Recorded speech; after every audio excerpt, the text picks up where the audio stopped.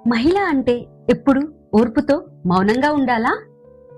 నువ్వు చాలా దయగా ఉంటావు, నువ్వు చాలా ఓర్పుగా ఉంటావు, నువ్వు చాలా శాంతంగా ఉంటావు. కానీ నిజం ఏమిటంటే నీ మౌనాన్ని కొందరు నీ బలహీనతగా భావిస్తారు, నీ మంచితనాన్ని వాడుకుంటారు.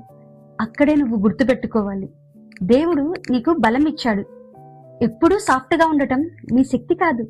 అవసరమైనప్పుడు స్ట్రాంగ్గా నిలబడటమే నీ అసలైన శక్తి. ఇప్పుడే నిర్ణయం తీసుకో. ఇక నుంచి నిన్నెవ్వరూ తక్కువ చేయనివ్వకు. నీ విలువను నువ్వే గౌరవించుకోవాలి, నీ హద్దులను నువ్వే కాపాడుకోవాలి.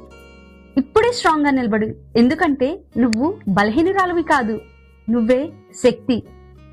ఈ మాటలు నీ మనసుకు తాకితే ఈ రీల్ని సేవ్ చేసుకో.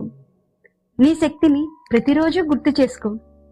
ఇలాంటి శక్తినిచ్చే మాటలు కావాలి అంటే ఇప్పుడే విద్యాధరి జేటాక్స్ ని ఫాలో అవ్వు.